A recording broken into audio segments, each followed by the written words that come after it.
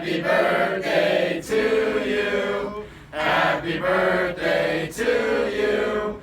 Happy birthday from Arnie's. Happy birthday to you.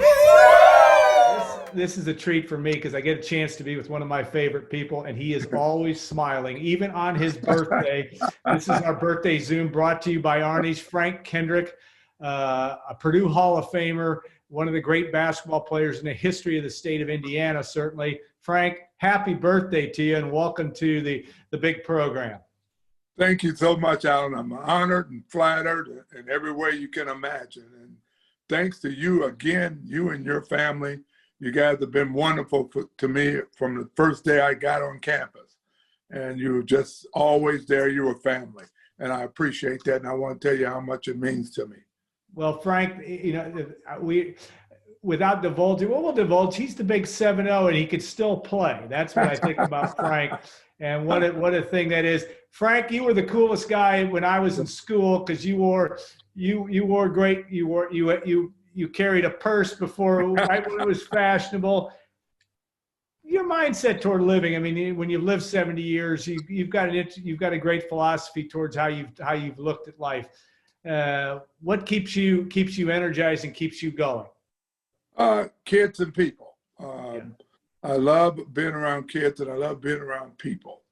And being at and watching my kids now who are adults and now are professionals and what they're doing, and they're excelling in it extremely well. And my wife, I just feel so blessed that I'm able to watch all this unfold, watch it happen from day one. So I am a very, very fortunate man, and still have my in-laws, my mother and father-in-law still in Belgium. They're both going to be 90 here soon, and we still have them, and they're able to do whatever they want to do. So I'm very, very blessed in a lot of ways. Well, you're always smart about you want to marry talent, and you married that in Mika. That's a good thing, and a lovely person and an extremely accomplished individual. But take me through your family too, and what's going on with your kids. I know you've got Christoph, who's got a teaching and coaching gig, but take me through that as well. Okay, we got Christoph's moved on now. He's steady moving. He's doing well. He's at Western Michigan now as assistant basketball. Right, that's right. That's right. That's a new opportunity, right? That just came up. A new opportunity, and it's where he went to school, right, and played. So he's excited about that, and they're excited about it. And Coach Bates is really great about it. So we're just really, really tickled to see these things happening. And I can't sit back and watch. I can't say that I want to help him. So I help him as much as I can, but he helped me more than I helped him. It's fun to watch him grow because, as you know, from the time he was a kid there at Purdue, you saw him, he recruited with me. He went on the road with me, and he came to games, he scouted. He did it all, and it was always his heart. And I used to watch him, and I said, one day he's going to be up here because he's got to jump on a lot of guys. And boy, and lo and behold, he's here.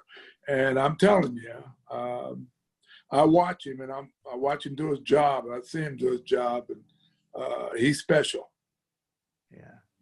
Yeah, he's got basketball in his blood like you do. And tell me about you've got your other kids are doing well as well, and accomplished professionals too.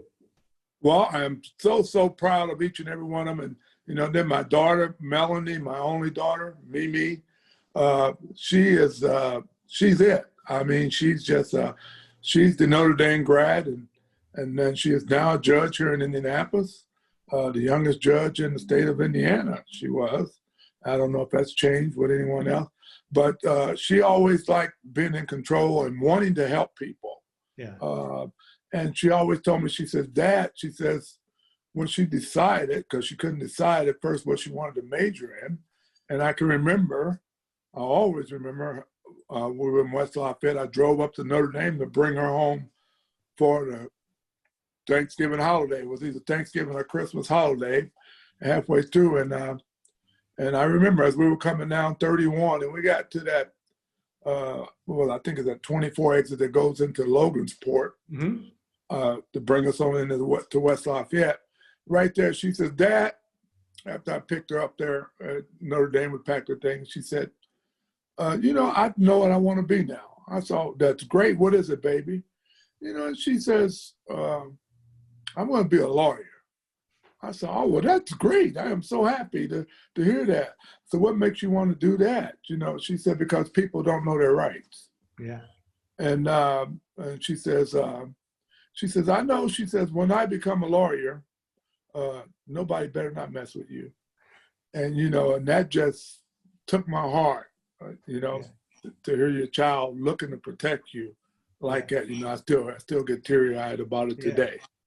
But she felt that I was wrong somewhere, and boy, they decided that they were going to do something about it and make it better so it doesn't happen to me or anyone else, if that's it. So she's doing well, very well downtown here in Indianapolis, and wanting to help everybody, and she does. She originally started right out of school helping with juveniles, working with juveniles, and she understood all the hardships. Yeah. So it's been tremendous to watch them grow and to do the things that they're doing.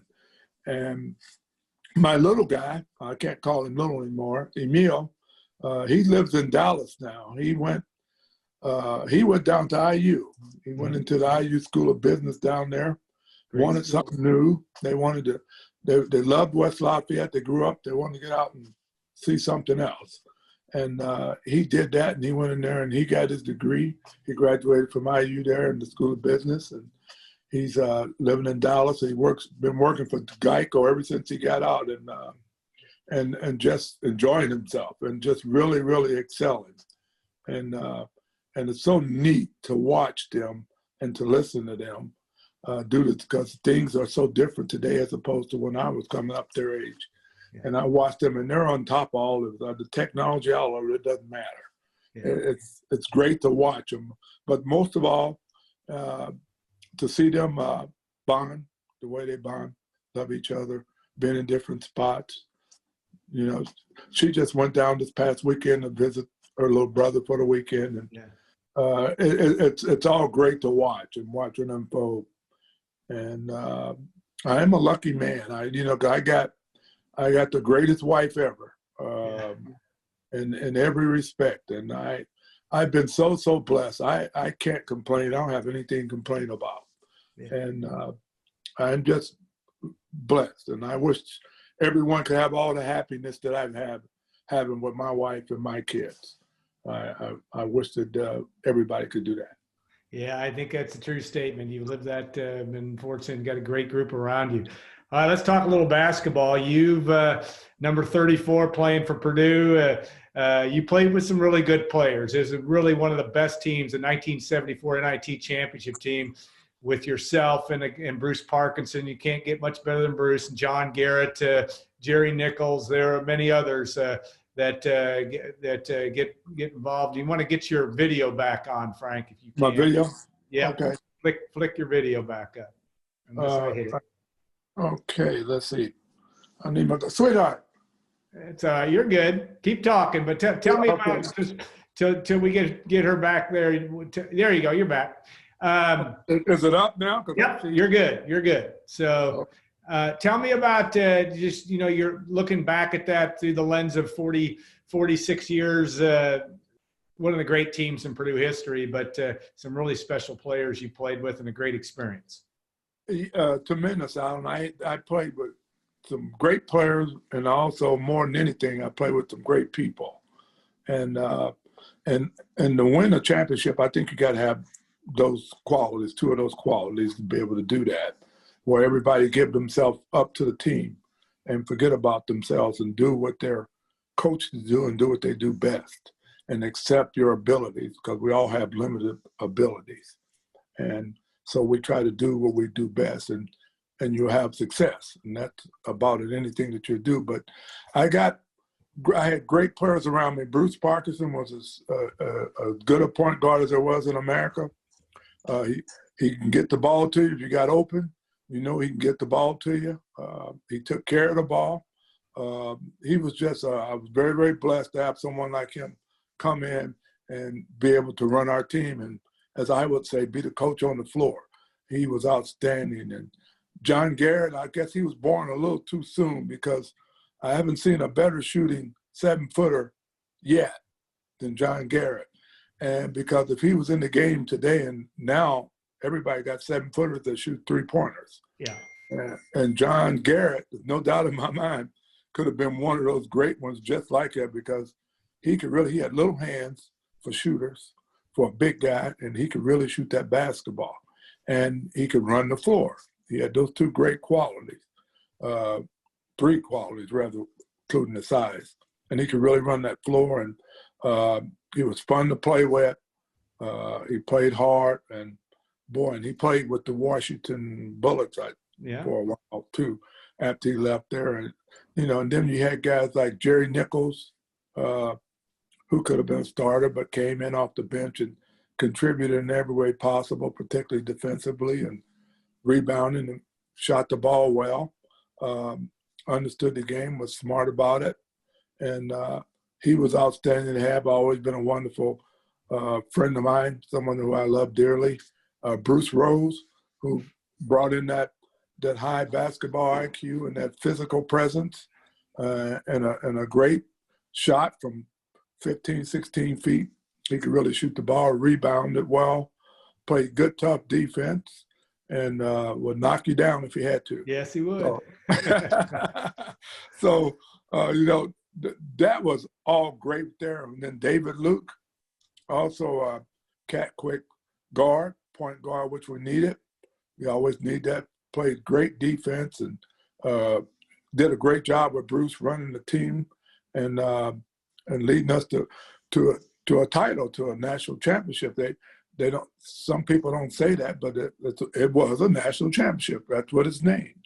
Yeah. So we were national champions, and regardless of how someone else would think about it, it really didn't matter. It was what it was, and boy, you couldn't get me to trade it for nothing.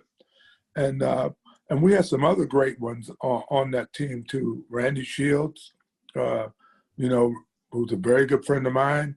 We met each other before we got to Purdue. We met in the Black Mountains in North Carolina at the Fellowship of Christian Athletes camp. Yeah.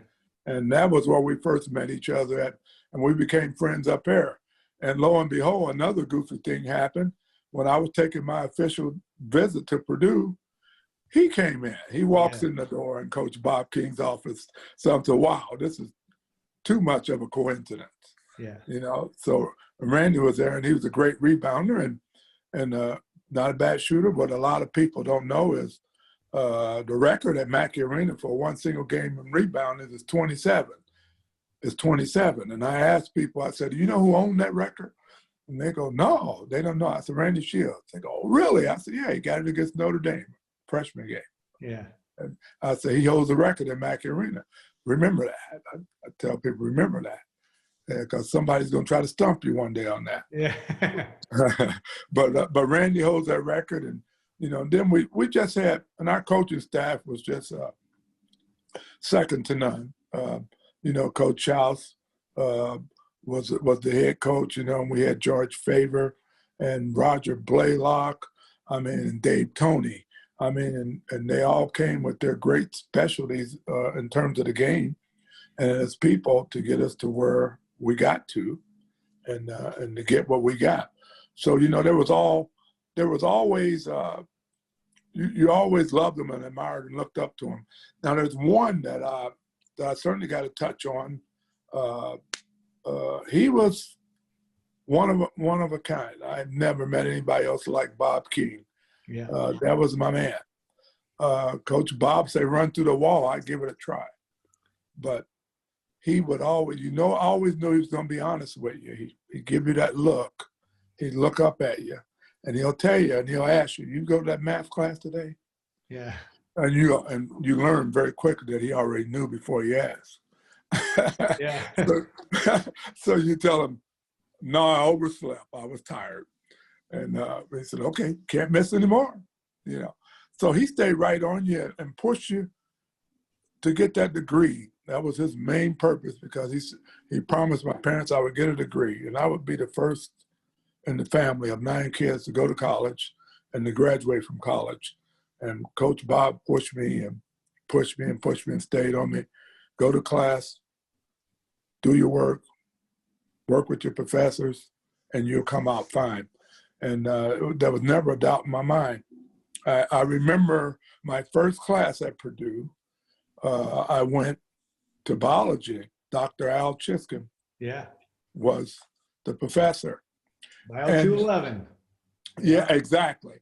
Yeah. And I walked in there and I looked up in that lecture hall, and it was full. And I had never seen that many people in a school setting up there, and they were all taking biology 101. Yeah. And so I said, uh-oh. So I said, uh-oh. I went to Dr. Chiskin after the class ended. I went to him, and I introduced myself to him. I shook his hand, and I told him, I said, I want to get an A in your class.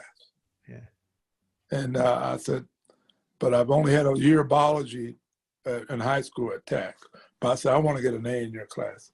He said, well, good. He said, I welcome you. He said, just work hard. And he and I sit and we talked. And he told me what I needed to do, how I needed to do it. And he's just a wonderful man. He was one of my best friends, one of my best supporters, and Dr. Al Chiskin. And I have to go check him out when I can. Yeah. And I had all the professors was like that. They all wanted you to be successful. That made you comfortable, and that made you want to do it. That made you want to work. Because if this professor care, you should care. And you go in there and do what you're supposed to do. So that was the way that worked. And I got to know every one of my professors all very well by name. I would stay, I would do extra work if I needed to with them. But it worked, and it wasn't hard. It was a lot of fun. Yeah. Had a lot of fun. I enjoyed myself, but that's the way it is when you're around great people. And I always felt that way. I never woke up a day, I could say this, I could never woke up a day at Purdue where I was unhappy. Yeah. Never. Only if I didn't get 30 shots, I might have been. All right. I want to now, you obviously had a coaching career and recruited Glenn Robinson and were part of some really good teams. Tell me, give me your favorite Glenn Robinson story in terms of recruiting, or what he was like as a player, and what qualities he had that were similar to yours, and what did he have that were different than yours. He kind of played the same position, sort of, but certainly front court players. Tell me about that. Well, more than anything, that competitive nature, not liking to be second and not liking anybody to beat him, didn't want anybody to beat him, and would work so that you could not beat him. Now, I tell you, when I first met Glenn, he came down to our camp. He was a sophomore in high school at Gary Roosevelt, and he came down to our camp. And everybody's talking about how good a player he was, and I knew he was. He was very good, and we talked, and he came over and he told me I was his favorite player at Purdue. So I knew then we had something special going. Yeah. So I said, where are you? I said, yeah. I said, you haven't played me. I said, I know you're very good. I watched you play. I said, but you can't beat me one-on-one. And he said, oh, yes, I can, Coach. I said, no, you can't. Don't even think about it. So he said, no, we got to play. You got to play. So we played right there in Mackey. We played that in the camp there where he was in the camp. Played one-on-one, and I beat him. And Glenn's one that doesn't like to lose, and if you lose, he won't be happy until he can get you back. And so he says he comes up to school doing another camp, or doing his visit, official visit, and he says, as I was walking, we were walking through Lambert Fieldhouse, and we were going up to the top up there. We walked across the track, and he says, and Conzo Martin was walking with me and him, and Kenny Williams, Ian Stanback, and Porter Roberts. Yeah, Porter. Yeah. And we were all no, it wasn't Porter. It was, I think it was Herb Dub. Okay. So we were walking up to go upstairs and Lambert. Now Glenn didn't like getting beat. Every time he saw me, he wanted to play one-on-one. I said, I can't play you one-on-one. Nope, not allowed to. I said, I'm old now. I can't play you. You win. You know. And he said, no, come on, coach. He said, so we're going up the steps. And when you get up at the top there, and let me walking past the court, and we're walking by. He said, come on, coach, play me. I said, no, I remember. I said, no, I didn't. I said, I was 40. I said, no, I can't play. He said, coach. He said, if you play me one-on-one and beat me, I'll commit. So my eyes popped out of my head. So I was still in great shape. You know, I was still playing. And so he says, okay. I said, one time to 10 baskets. Make it, take it. You make it, you keep it. He go, okay. And the other guys, Conzo and Brandon Brantley was there too. They were all laughing. They were all standing there laughing. I said, Glenn, I'm out of shape and I'm old. Now, so you'll probably beat me. I don't know why you want to play me. It wouldn't mean a thing. I said, but in my mind, I said, he's going to commit to me today because I'm going to beat him again. And so he's good, but he was young. I had experience. And you got him. And so, yeah, so I got the ball. I said, you got to play by my rules. Make it, take it. And I get it first because I'm the old guy. And I got the ball first, and he got me the ball one-on-one. And the other guys are standing under that basket. And I took him, and I stopped and pulled up, jump shot, 1-0. Made another one, 2-0. And then I got another one, 3-0. You know, so then he gets the ball, and he misses. I get the rebound. I come back out, 4-0. Then I get the ball again. I keep it, and I get it again. I shoot 5-0. And so then Glenn gets the ball and he scores. He gets 3. He gets 2 to 3 buckets, so 6 to 3. And I get the ball up at the top of the key. Now my favorite hand to dunk with was my left arm, was my left hand. Yeah. And so I got the ball at the top of the key right there, and I gave Glenn a ball fake, and I crossed over and I went from my right hand to my left hand, and I went, and I know Glenn thought he was going to let me go and get ahead of him, and he was going to go up and get it off the backboard. I said, no, I'm a veteran, boy. You're dunked on. And I took it, and I just stuck half of my left arm down in the basket. Boom. And he hit me, and he bounced off the wall, and Conzo and Stand Back and all of them, they fell on the floor laughing because we fell over into them. They were under. And they was up, and I looked at him. I said, come on, I'm up 6 to 3. And I ended up, and I beat him 10 to 6. And the guys were teasing him and laughing at him. And I said, you coming? He said, yeah, I'm coming. I'm sticking to my word. I'm coming. I want to come. But we got to play again. I said, no, we won't play again. We won't play again. So up until this day, we haven't played. He would ask me, he said, Coach, when we're going to play again? I said, we're not playing yet. I said, Glenn, you heard of Muhammad Ali and George Foreman, right? He says, yeah. I said, guess who I am? And he starts laughing. I said, you're Foreman and I'm Ali. I won. I whipped you and I'm done. And so, but they gave us a great bond, a great relationship. And but I said, you'll never get a chance to beat me again because I'll never play you. Yeah. And that's the best way to be. All right, now take me and I want to 2020, and if you were coaching now, kids today, not just African-American kids, but all kids, they got a lot to deal with. Pandemic, Black Lives Matter, racial unrest, name, image, and likeness, a lot on the kids' plate. What would be your message to kids, black or white, coming to school? And what do they have to do to be successful in your view? And what are you also, maybe as a follow-up, excited about their futures? I tell a kid now, if I said, you gotta, this pandemic, I've never lived through one. I said now, and as you know, I'm 70 now, and that's my first time going through a pandemic, and this is really, really crazy. But I tell them on that end, you have to respect this Yeah. pandemic. You have to respect this. And I said, hey, and I'm scared to death. Yeah. I'm scared to death. Why am I scared? I got a lot of reasons to be scared. Myself, my wife, and I got 3 kids out there. Yeah. Yeah. So I have a lot to be afraid of. And but they're careful. We're all careful, but sometimes you can be careful, but things can happen. And so I tell kids, you just do your part, and you can never let your guard down on this, because you make a mistake, who knows, you could get it. But always be cognitive of it and never let your guard down.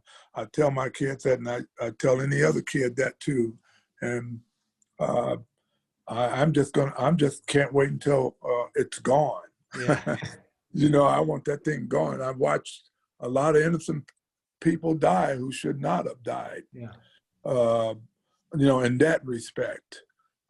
So I won't get into whose fault it is, who's to blame. I mean, I think that's pretty obvious. I won't get into that. But it's frightening. It's scary. It's heartbreaking.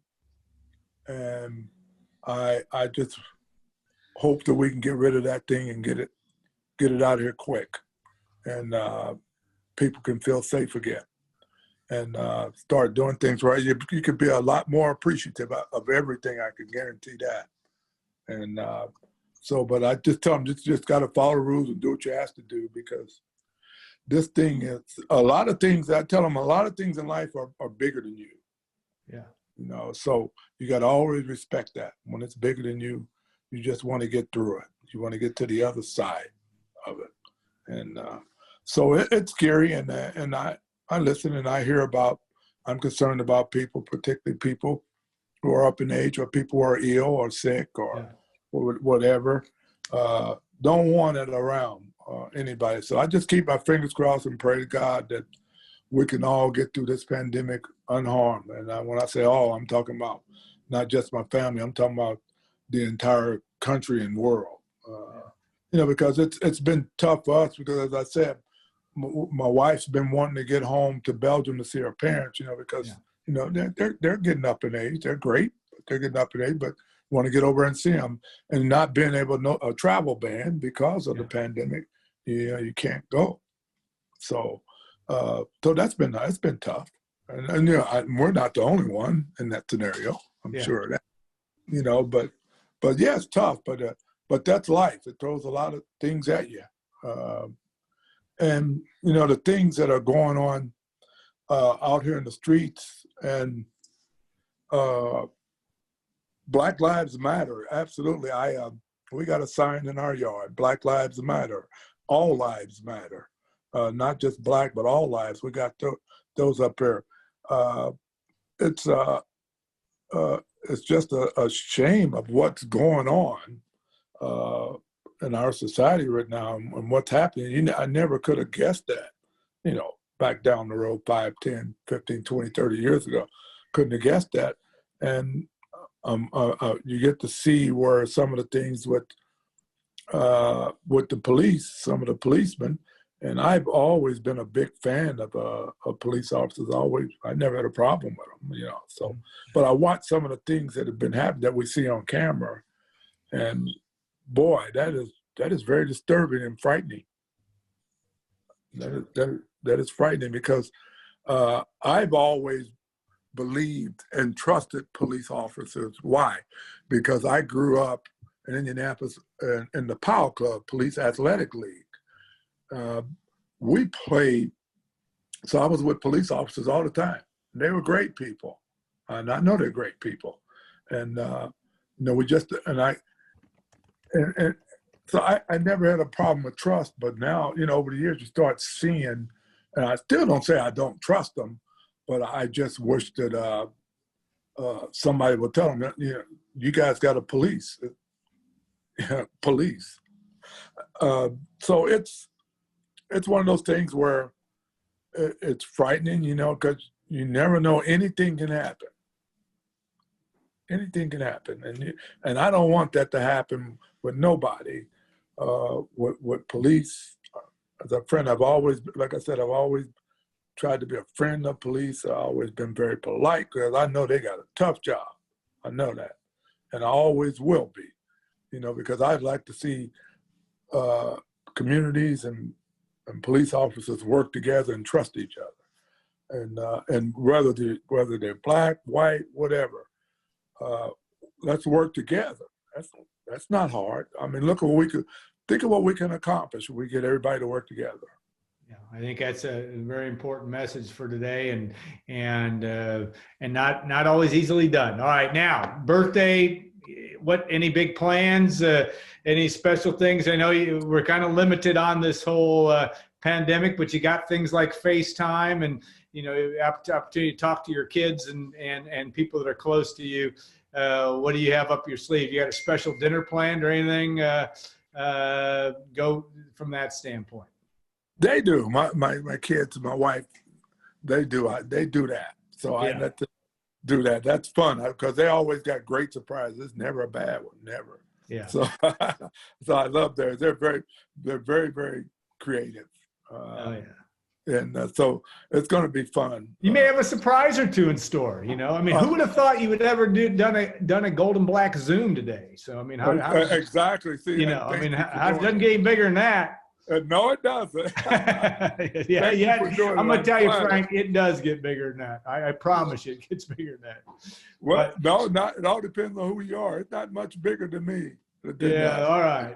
To me. I believe you, my friend. Yeah. All right. I want to say thank you so much for your time, and I hope you have a special day. It means a lot to us to share a little bit of it with you and your family, and appreciate your honest comments about some of the challenges we are facing in this world. Not always easy, and your stories. I love the Glenn Robinson stories and the great guys and the great memories of. It can't have been 46 years ago since you guys won it all. But those are great memories for a lot of Purdue fans. But Frank, have a great 70th, and we'll do this again. We'll do this again for 71. We got to make this an annual tradition. Okay, Alan, and I'd like to say one more thing too. Yes, sir. I'd like to tell all the Purdue fans, I appreciate their support and their loyalty. They've been tremendous to me through the years, and I want to let them know how much I appreciate it. You're the best. We are the best. Yeah. And there's a national championship coming somehow. That's what I love about you, Frank. That optimism has always been there. Frank, again, thanks so much, and we'll I hope you have a great birthday, and we'll talk down the road real soon. All right, I said my love. Hey, Frank, thanks so much. I enjoyed it. So I'll put this up tomorrow, and I'm going to send you a link. Some good stuff. I didn't try to put you on the spot, but I thought you handled everything well, and I appreciate that very much. Okay, thank you. Oh, Alan? Yes, sir. I forgot to tell you, too, that I do work at Noblesville High School. I'm an instructional assistant there, so I work with the kids there. I'm having the time of my life there. I'll put that in the notes on the story, because I should have asked you that in the first place. But that you're still serving kids, and are you got in? People are coming into class, I assume, but it's some remote and some in person. Yeah, we got both. Yeah. We're doing both. West Side, so it's kind of the same deal. But this is my second year, and it's just been tremendous there at Noblesville. All right. Well, you're a good man to do it, my friend. All right. Say hi to the family and be good. All right. All right. Thank you, Al. All right. Have Take a good care. one. Tell everybody hello. I will. Thank